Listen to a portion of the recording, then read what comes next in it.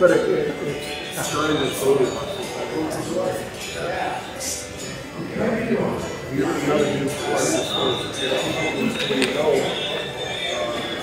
come back.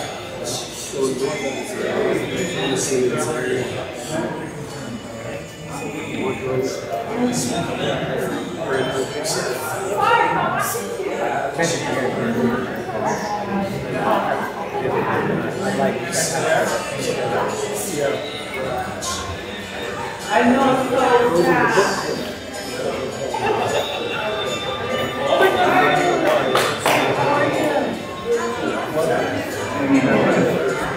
Let's get started.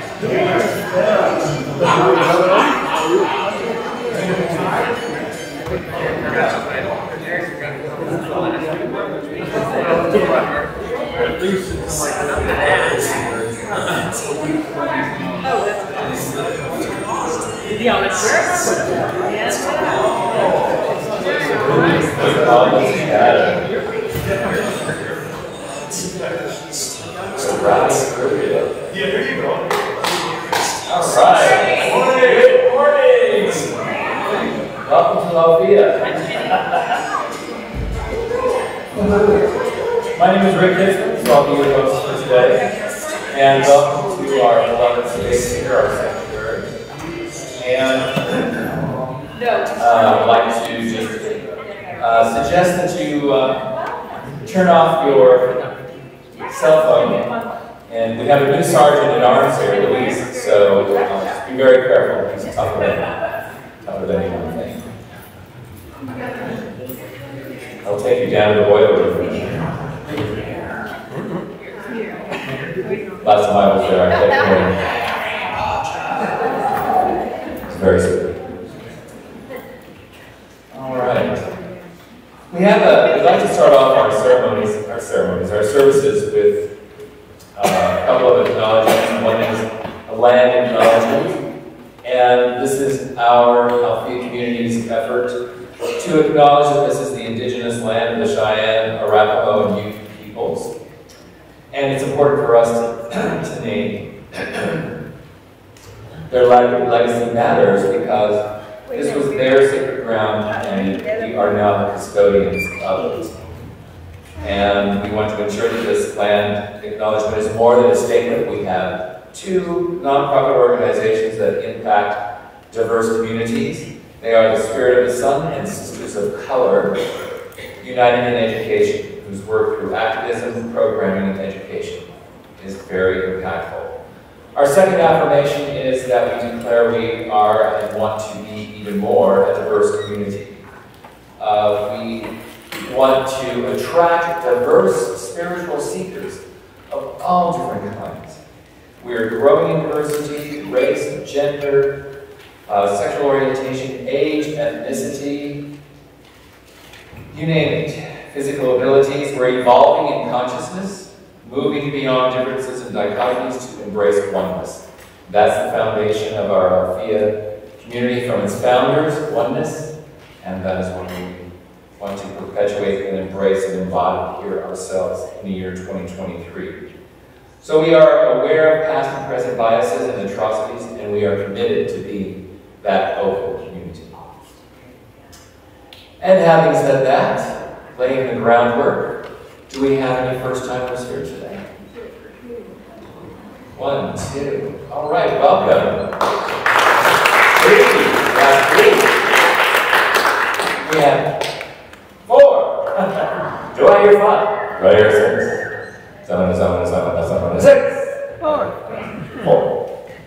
Welcome. Thank you so much. Barbara is going to be giving you a flower so that we know who you are. and we can give you a warm Alfie welcome. And that is also going to be, what am I trying to say? Oh yes, this entitles you to a free lunch today. So whoever said there's no such thing as a free lunch never came to offer it, because we have a free lunch. And if you can't stay for lunch today, then please come back, let us know, and we'll fill you up on another Sunday. So welcome. Thank you so much for taking time out of your valuable Sunday. It's beautiful, beautiful. It's going to be over 80 today, and I don't think it's about to start raining. All right, so today, obviously, we are celebrating Father's Day. And Juneteenth is also being celebrated this weekend, and tomorrow is the federal holiday. We'll have a little acknowledgement about Juneteenth later on in the service. The first Father's Day was in 1910 in Spokane, Washington. Sonora Smart Dodd organizes the first Father's Day celebration on her own father's birthday. Then in 1966, President Johnson signed a proclamation making it a federal holiday, and President Nixon signed into law a permanent recognition. So ever since '72, it's been a permanent proclamation of honoring fathers around our country. And, I also like to find out what other holidays there are.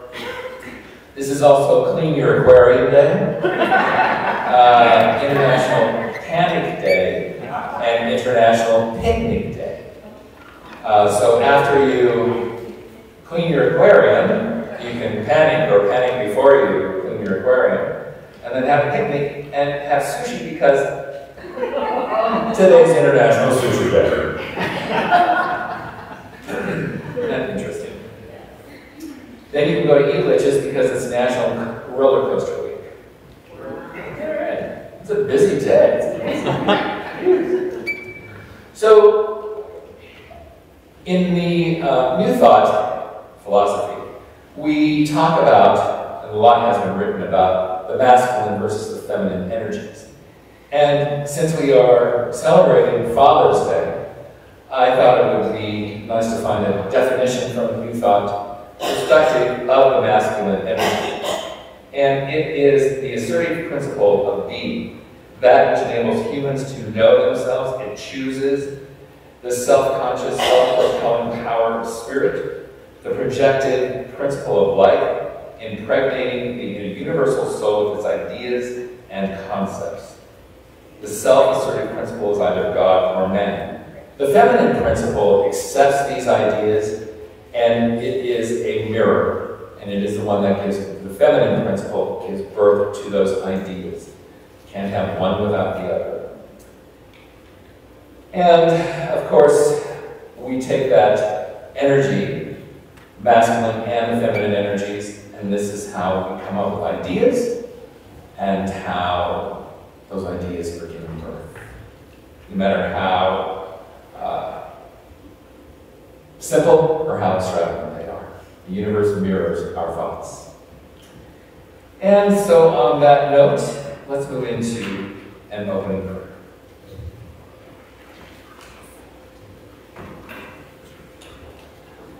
So, if you're comfortable, take a few deep breaths.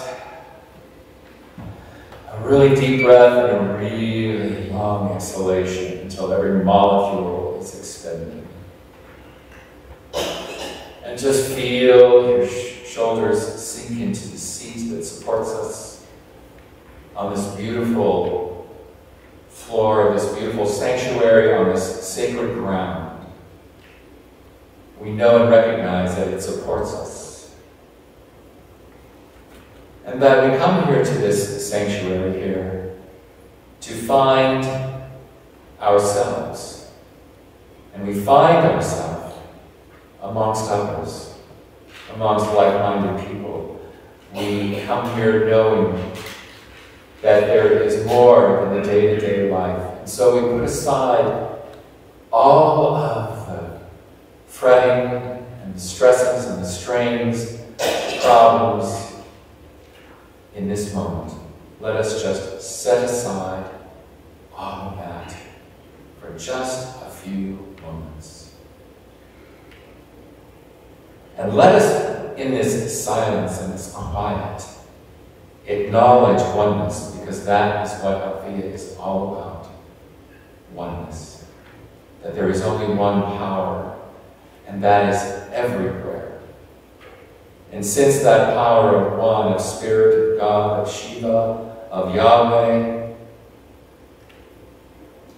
of the indigenous Indian tribes, their gods and goddesses, and animals, that this energy, no matter what name it goes by, is Spirit in all of its infinite forms. And because it's everywhere, it must be within us. And if it's within me, and if it's within you, then it must be within all humans. For we are all individual expressions of the divine. And because the divine is love, we, each of us, is an expression of that love. This body that we inhabit is so precious. And there has never been another one like it, and there will never be another one like it. We are unique. We are made in the image of Spirit. And so I know for all of us here that we get whatever we need to get from coming here. Peace, lightness, knowing there is more than the outside world, which is so noisy and clamorous. We just bask in this peace, this energy, because this is our truth with a capital T. And so I bless our speaker, Stephen, today, knowing that he is divinely guided, knowing that he provides us with exactly what each of us needs to hear, and that we enjoy each other's company, for there is joy and happiness here in this beautiful sanctuary. So let us each in our own ways give thanks for this life that we inhabit, for this world that we are a part of, for the opportunity to live, and for this sanctuary. And let us just let all of that go. Let it all go, just with another breath. And together we say, and so it is.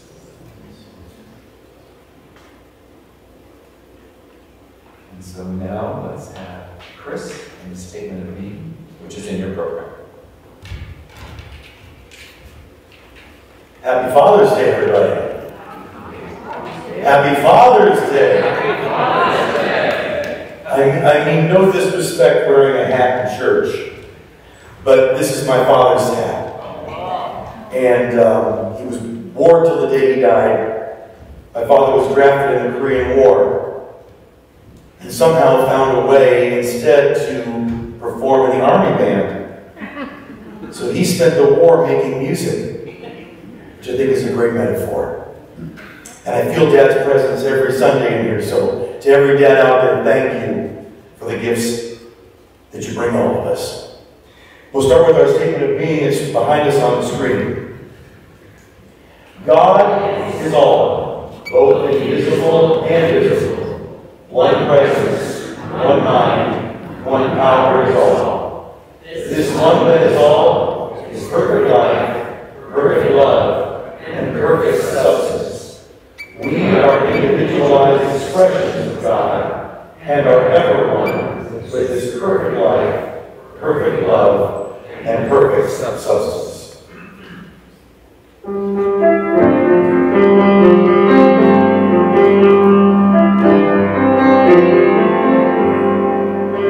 are the face of God. I want you in my heart.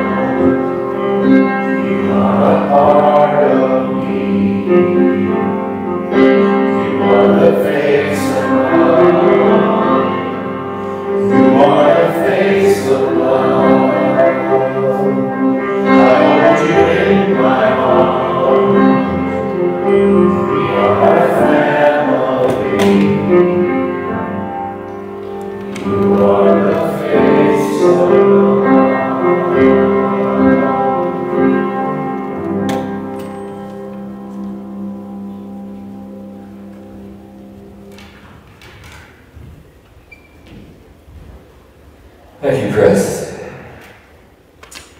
And I want to give a shout out to all of those who are participating via Facebook and who might be watching a recording of this. I want you to know that we are so thankful for your presence too, and we want to make sure that you feel a part of this service today. Our musical talent today is Michael Stanwood, a familiar face, and he is a player of a variety of ethnic instruments, like the didgeridoo. Is that what you're holding there? Looks like a big old bamboo. And so he plays the guitar and so many other instruments. He was the first place winner in the 2012 International Auto Harp Competition. He's considered one of the finest players in America today, and he's played that instrument with orchestras as well as in solo acts. He leads the highly acclaimed Buzz Band, and his CDs, Art of a Buzz and Portal, have received rave reviews. We know him as our friend, Michael Stanwood. Please welcome him.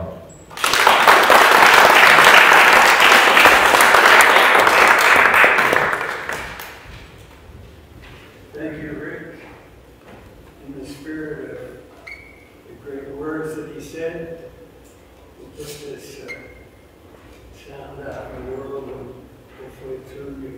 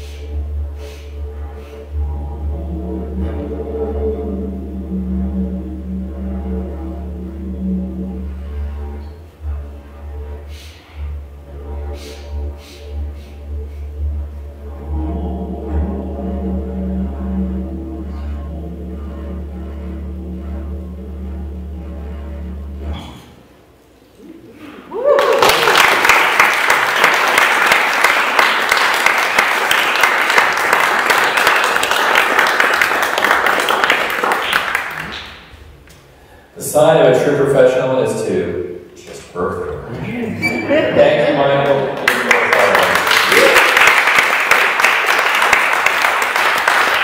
Yes, I remember when I was in kindergarten, I played Peter Rabbit, my ears kept falling off. You just push through. And a ham was born. All right, our featured speaker is Stephen Burge, a familiar face and friend of Althea. He He's a Denver-based performer, storyteller, director, and arts educator. He's appeared on stages all across the Front Range, including the DCPA, the Arvada Center, Curious Theater, and more. He and his sister were raised in a liberal, leaning but Christian household in rural America, and he is still able to find comfort in several aspects of his family's faith traditions. And Stephen thanks Ginny for introducing him to the incredibly affirming and always welcoming Althea community. So, we're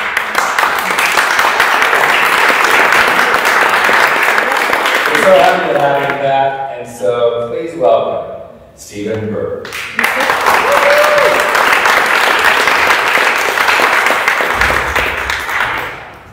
Hi, I'm Stephen. I don't have dentures, but I didn't wear a belt and my pants are coming loose, so please forgive me. That action. Okay, so today is Father's Day. Because when our friend Ginny Castleberry invited me to come hang out with all of you today, I was like, yeah, sure.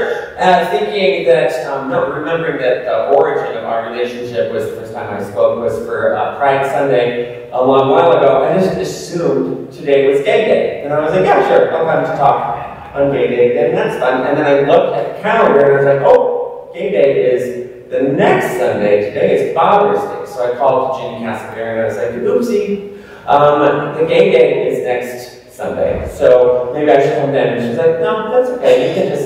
You can just come on this day, Father's Day. And I was like, oh, I don't know exactly what I would talk about, but maybe, could you have some ideas? And she's like, yeah, I'll send you some ideas. Why don't you, she said, on Mother's Day, we talked about the divine feminine.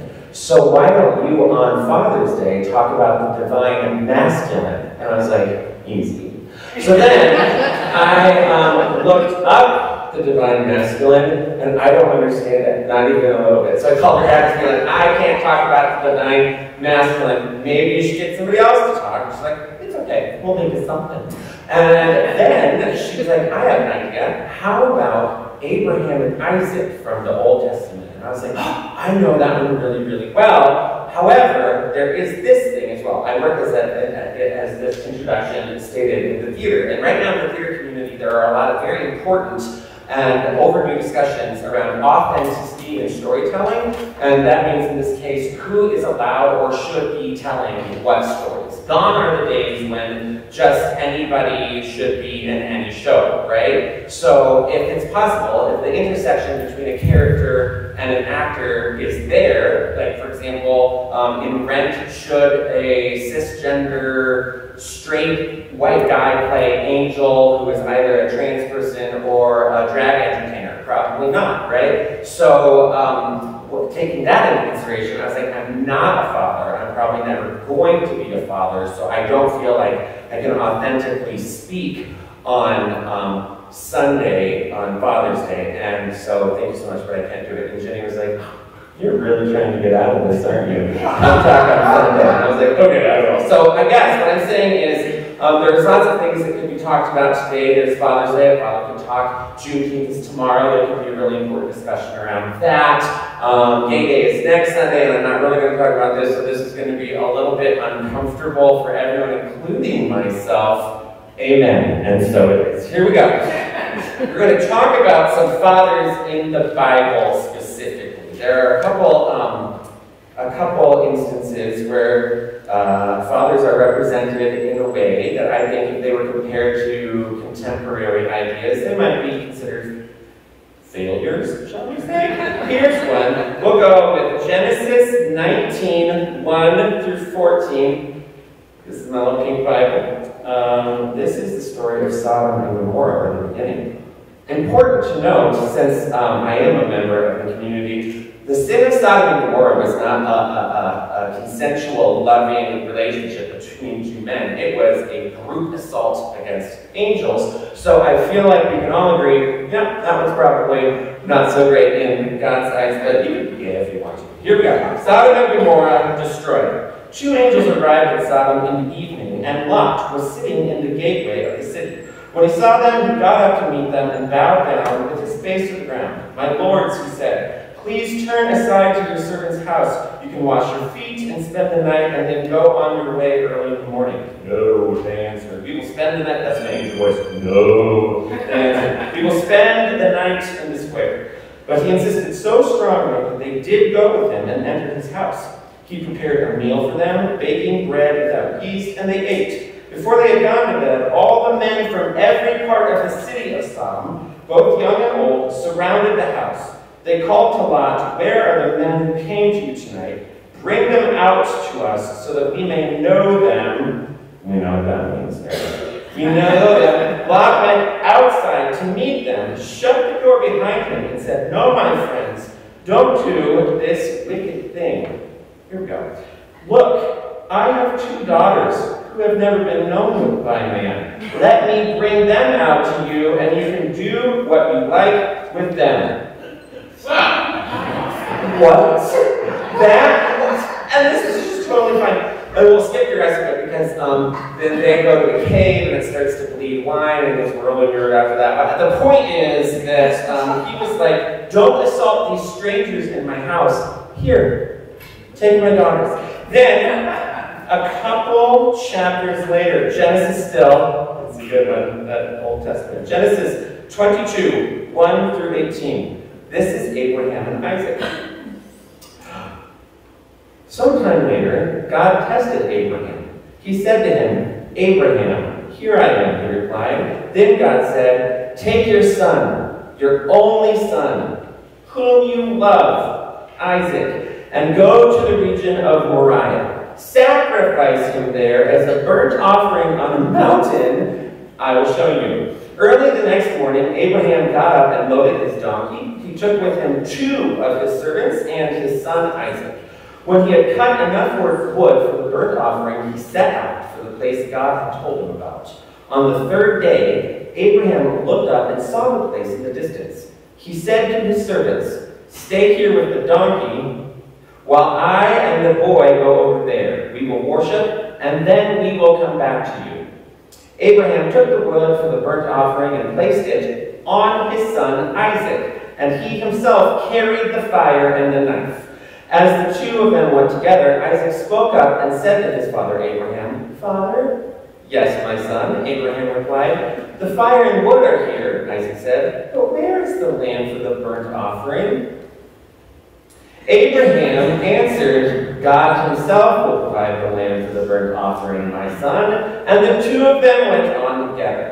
When they reached the place God had told him about, Abraham built an altar there and arranged the wood on it. He bound his son Isaac and he laid him on the altar on top of the wood. Then he reached out his hand and took his knife to slay his son. But the angel of the Lord cried out, "Abraham, Abraham." "Here I am," he replied. "Do not lay a hand on the boy," he said. "Do not do anything to him. Now I know that you fear God because you have not withheld me, your son, your only son." Abraham looked up, and there in the thicket he saw a ram and blah, blah, blah, blah, blah. He sacrificed it instead. So, what is happening with the dads in the Old Testament? Making this even a little bit sadder is Abraham was 99 and his wife was 89, and they were childless. So Isaac was a huge blessing.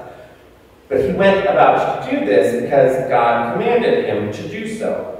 So there's another example of if we're comparing people to biblical fathers, and is that your kid? Is your kid calling you right now? Son-in-law. Oh, tell him I said hi. Then that would be, that's a little problematic to be like, we're sacrificing people. Then there's a third father who I think did a little bit better, and that is Joseph. Of course, Joseph did not father Jesus. He was just told you have to raise this kid as your own, and God was his father. And I oftentimes think of stepfathers in general, and like how step-parents in general, and how challenging that role often is, because the kid will say, "You're not my real dad," and imagine if you were Joseph, and Jesus said, "You're not my real dad to you," and your real dad was God. Like, how do you argue with that? That would be a big problem. Anyways, I bring all of this up. There is a point to all of this. I bring all of this up because these people who are holy in the Bible are definitely doing some wacky things. And I think that whether or not your relationship with your father is good or or has some room for improvement, he's probably done some wacky things too, right? Like, no one is entirely perfect. So if you're thinking about your relationship with any father figure in your life, and they didn't push you out to a group of mobs trying to insult you, or they didn't threaten to sacrifice you, maybe things weren't as bad as you thought. But I'm not saying that sometimes there aren't challenging relationships with your fathers. And that brings me to the next part, which is, I oftentimes think about, in the story of Abraham and Isaac, that you've heard that Abraham leaves his servants and then goes without them and says, we'll be back. First of all, I just would love to know, like, what if God would have stopped Abraham and he would have sacrificed Isaac? Like, how awkward of a return would that have been? And they're like, where's Isaac? Oh, I sacrificed him. Jokes on you guys. But the thing about it is that he didn't bring those two people, and I oftentimes think about the relationship I have with young people in my life. I am an educator for young artists predominantly. I also have a little neighbor who's 2 years old. He comes over sometimes unannounced. It's a duplex situation. The little one will come around and I'll just hear like this miniature cop knock on the front door.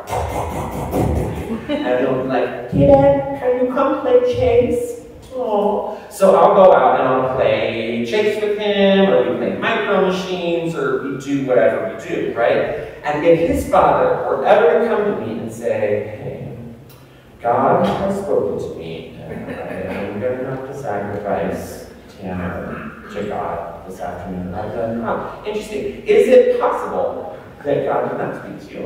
And then you're a little, how about if you want to sacrifice your kid, why don't you just give him to me? And then you forget that you can have him, you'll lose him, I'll have him, I'll take care of him, right? I have a feeling something similar might have happened in the story of Abraham and Isaac. Had he told them what they were going to do, probably these gentlemen would have been like, nope, not on our watch, and help them. So I think about the ways we can play father figures to young children, even if we are not, even if we're not fathers, even if we're not men. There are ways that we are protective of children. There are ways that we are protective of the future by being protective of children. And for that reason, I think that Father's Day can be celebrated sort of unanimously.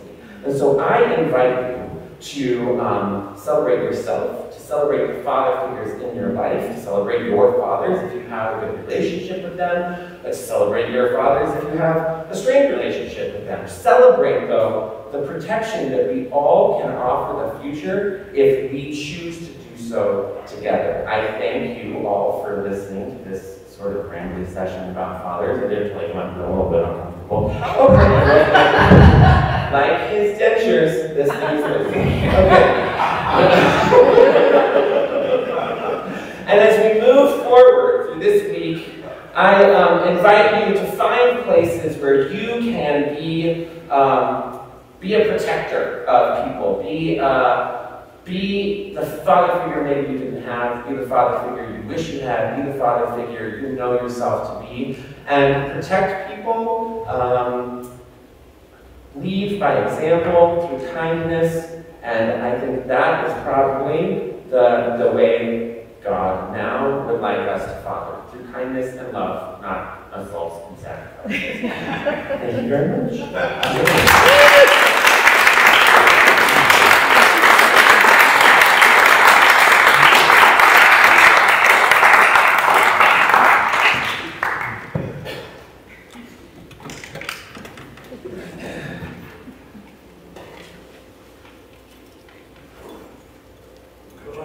I was going to play a meditative piece, but I feel like I should play something different after that wonderful talk.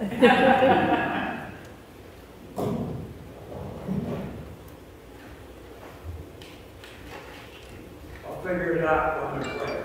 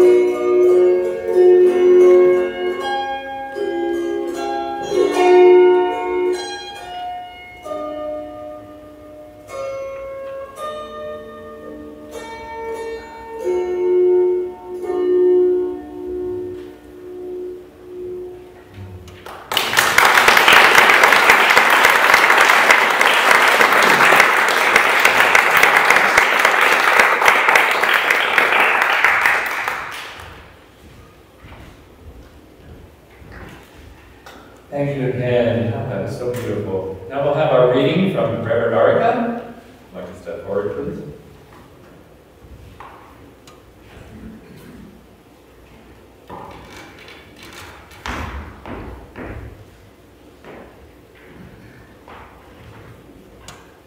I'm honored to get to do this, and I have a little different perspective. And I'm going to share a variety of things.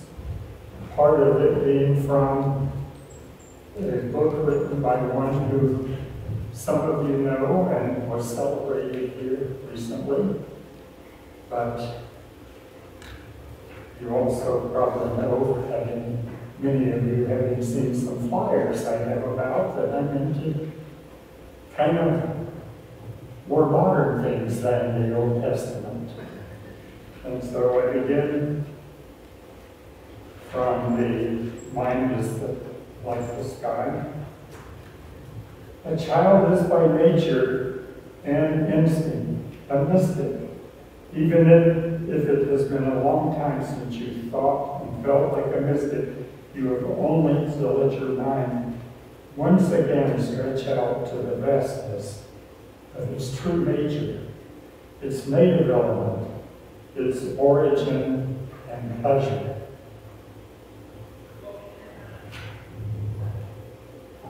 Those human beings whom their fellow human beings call mystics, poets, composers, writers, inventors, visionary scientists, and yes, saints and healers are people who have learned to rise to this higher level of mind, which has been called in various epochs and various places by various names, such as the self,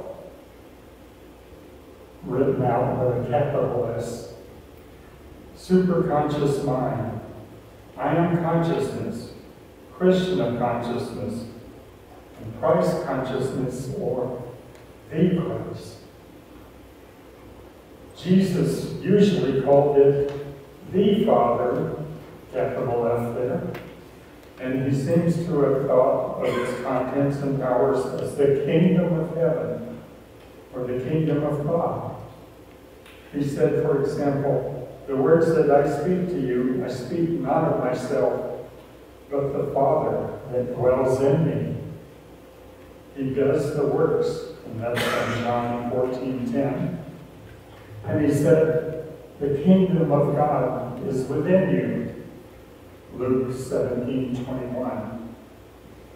This level of consciousness, in some sense higher than ordinary consciousness, appears also to extend everywhere and to be capable of affecting everything, everywhere. It appears to know or have in mind, so to speak, an ideal functioning of all that is, including how particular things interact with one another.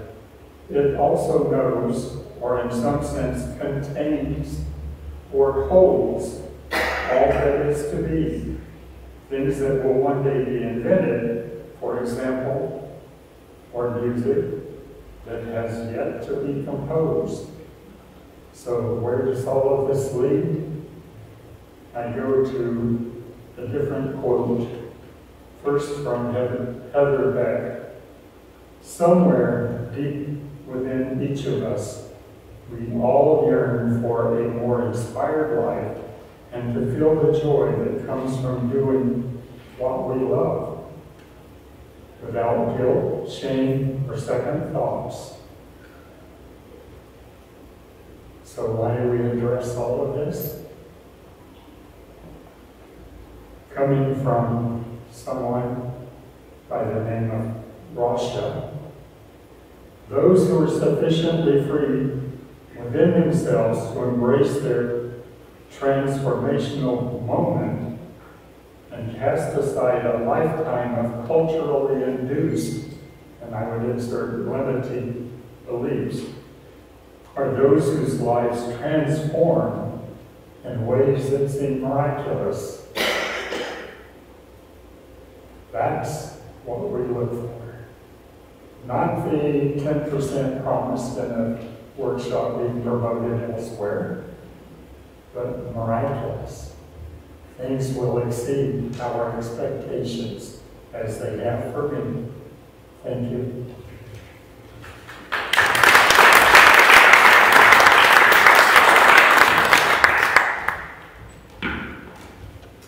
Thank you, Reverend Arica. I've been watching Amy Schumer on Netflix on the stand-up comic, and I was just, as Stephen was talking about Abraham, I was imagining, what if God was a stand-up comic? And so just as, Abraham's getting ready to strike Isaac, you hear God go, kidding, just kidding. Just kidding. Jeez, Abraham. Give it a break. I also remember a song from Mike and the Mechanics, if you recall that song, The Living Years. And because it's his Father's Day, I thought this was appropriate. One of the lyrics goes, I wasn't there that morning when my father passed away. I didn't get to tell him all the things I had to say. I think I caught his spirit later that same year. I'm sure I heard his echo in my baby's newborn tears. I just wish I could have told him in the living years. So, talk to your fathers. All right, so if I have tugged at your heartstrings or your tickle bone, it's time to tug at your wallets. And if I could have our greeters here bring the baskets forward, and it's time to give from our hearts to this beautiful community. You have visual evidence of where we spent our money. We've got beautifully painted new paint in the wings outside of our sanctuary. Our carpet is new, and there's more to come. So please give from your heart. There are many different ways. You can donate on our website. We've got the QR scan code on the program. You can become an Evergreen member and not have to worry about it. We've also got a fabulous dip jar.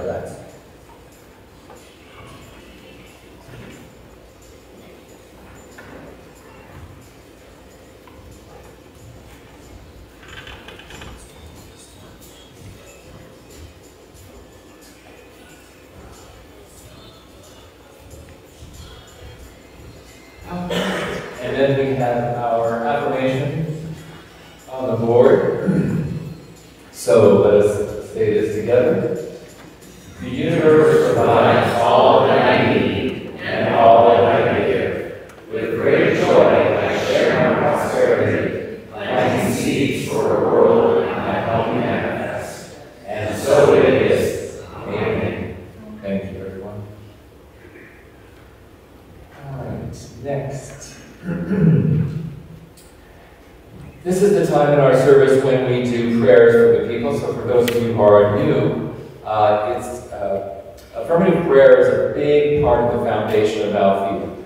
And we like to open this up to the community. So as an individual, you can make a prayer request. I send these out to a group of about 25 prayer partners, and they are prayed on all week. So we believe in the power of prayer. So we have microphones here. Does anybody have a prayer request? Don't be shy. If you have a health concern, or a member of your family, or a friend, or you want to prayer for the world, we have Stephanie. Stephanie? Let's see. This is for healing my cousin's son. His name is Jason. He spells it Jaesen. He was in an accident with his little scooter. A car broadsided him the first time he went out riding the scooter. And he had to be flown to Milwaukee for treatment for very serious injuries. So I would like to ask for prayers for healing and recovery for Jason and his family. So Jason is the boy? Yes. What's his last name? Let's see, Jason Peterson. Spirit.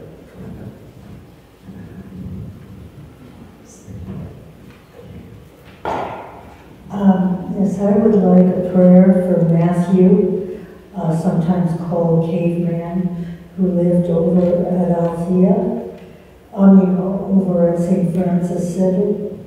And he chose to go back to living on the street. And I just would like a prayer for him to accomplish whatever it is that he is doing this. Thank you.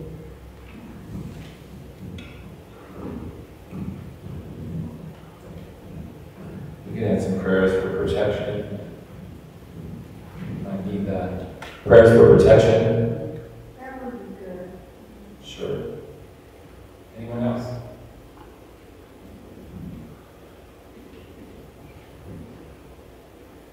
Up and up. All right. Okay. Now we come to that time that everyone looks forward to, hearing from Ginny Castleberry about what's happening. Come on down.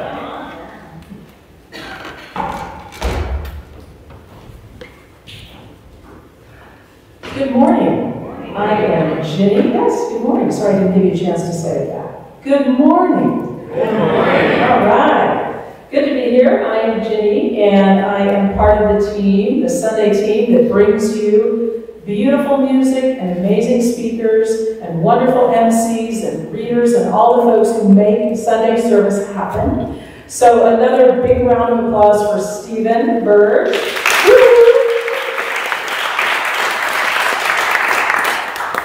You may have gotten from him that I used a lot of masculine energy to keep him speaking, because what I love about Stephen, besides just the effervescence that he is and the talent that he brings when it comes to speaking, is that he has a very traditional Christian background. He's a preacher's kid times two, father and mother, right? I always say that, my mom. My mom is a minister and my dad is a former Air Force officer and deacon, so they're both, you know, traditionally would be conservative in some circles, but they're like P flag waving liberal lunatics. Yes, right, good folks.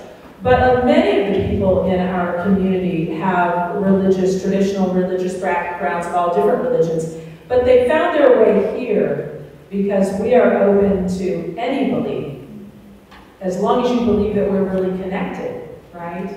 I would say that is like our one tiny piece of almost dogma, is the spirit of oneness in all. So you can bring any tradition with you and any background with you and be able to celebrate here. So again, thank you, Stephen, so much. And another round of applause for the amazing Michael Stanley.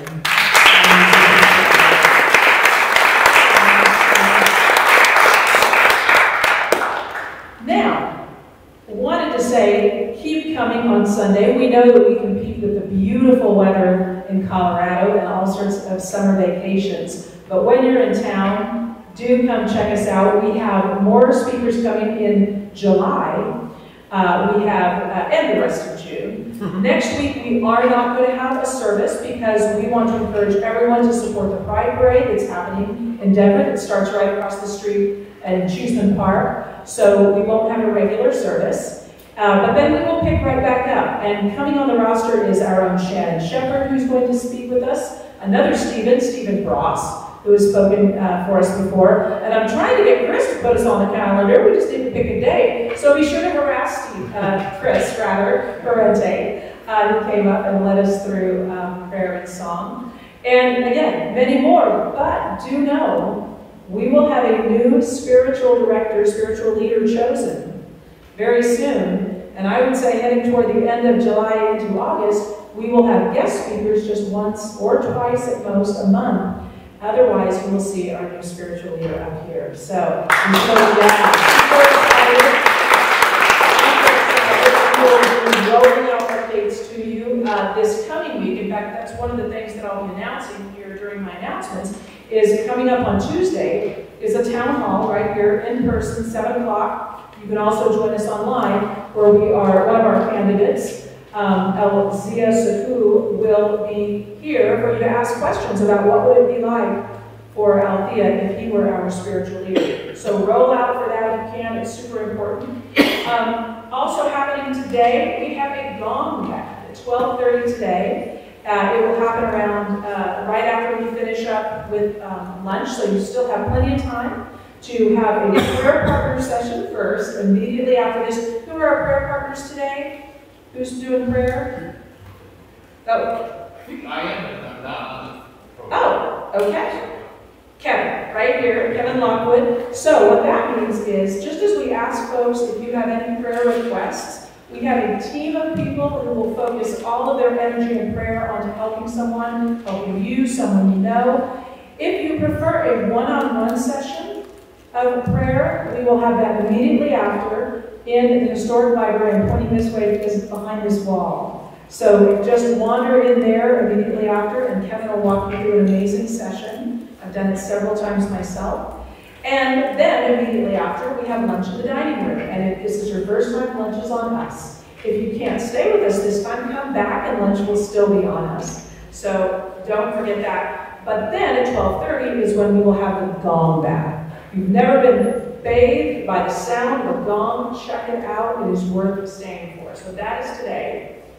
Let me see what else. On June 29th, mark your calendar, we will have a kirtan session at 7 p.m. If you want to know more information about that or anything else you're hearing me talk about, go to our website, altheacenter.org, and you can find all of this. You can purchase tickets for any of this. Kirtan, if you don't know it, who knows Krishna Das? You don't have to know him personally, know about Krishna Das. He is one of the most famous worldwide known kirtan folks. That's what kirtan is. I don't think it's Krishna Das, but it's going to be here on the 29th, but it will be a kirtan session. So check that out if you're into that.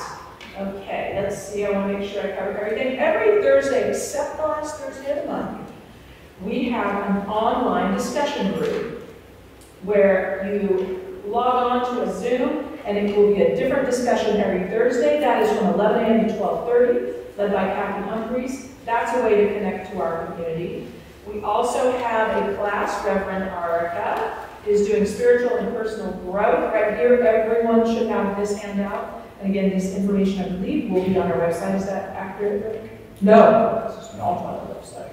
Don't go there for that. So take one of these with you and you can find out more about the class that she will be teaching. I think I'm coming to the end now. Oh, it's our 100-year campaign.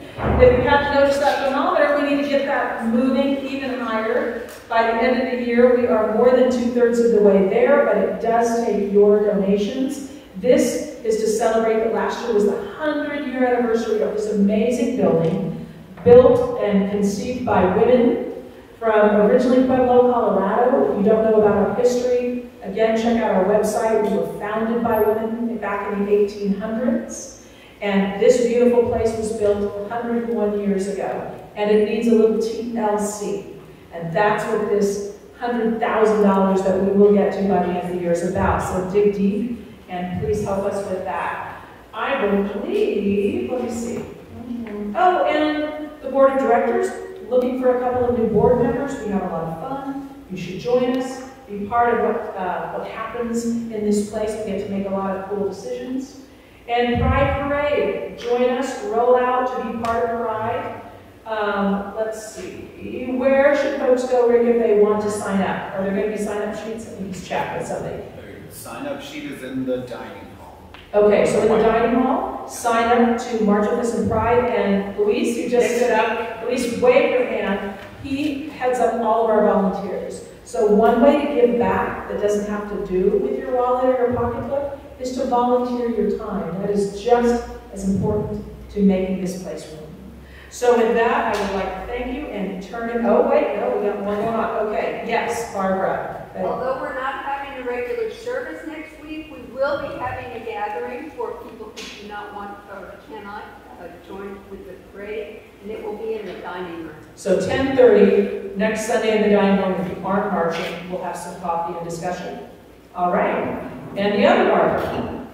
The question is, where do you gather to go to the park, or do we gather here? You know, all those details, talk to Rick, but just real quick, Where are we gathering, just so folks know, should they come here? In the park, but yeah, if you sign up, we need you to first sign up to March, and the sign up is on the bulletin board, and then we will email you details about all of that, which will be coming. So.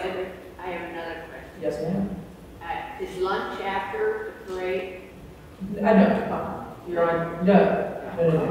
And there will be a deep dive today, by the way. For those who also don't know, we normally, whoever gives the Sunday message, after lunch, we go into a deeper discussion in a small facilitated group. It's Father's Day, so after you're done eating here, go out and enjoy the beautiful weather. No need for a deep dive today. Okay, Reverend Arnica, yes. For those who want to know more about what a Kirtan is, my contact info is on the flyer for the book group, but talk to me. All right, she can fill you in. Anything else?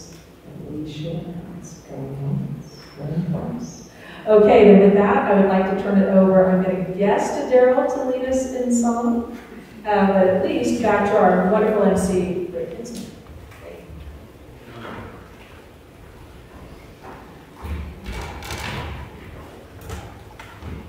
Hello, everyone.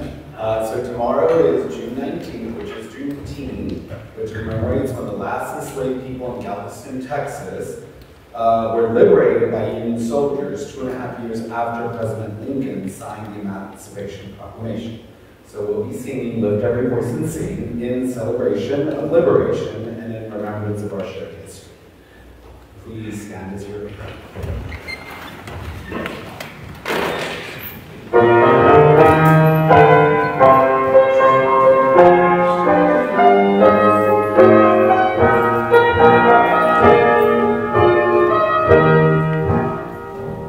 Lift every voice and sing till heaven ring with the harmonies of liberty. Let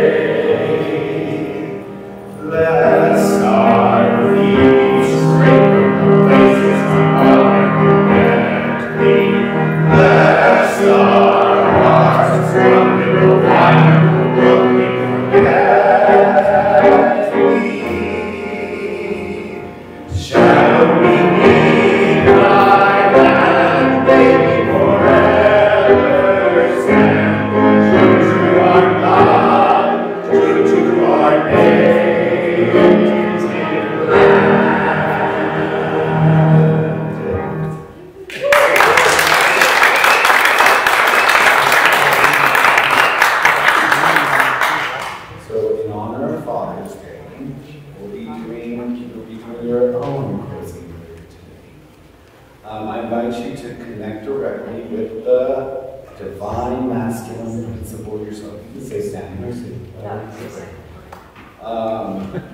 Perhaps through one of these saints or masters or masculine deities, you might ask for something you need in this way. For example, I connect with Buddha. So, Buddha, I thank you for, take a bow, 30 seconds to connect. And the bell will be our signal to close our prayer. That is good.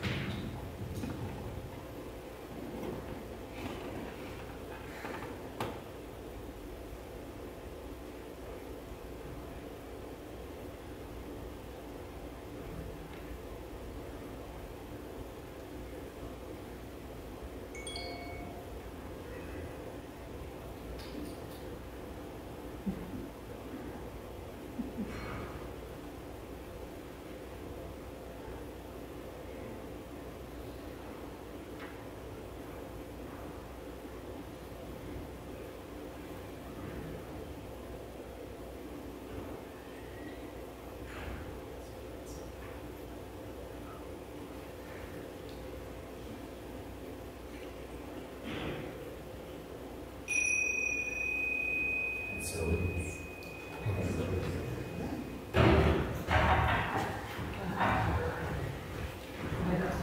Hello. Hello. Hi, thanks. Yeah. Uh-huh. So, no, yeah. I don't know if I'm wrong, but I think to be honest, yeah.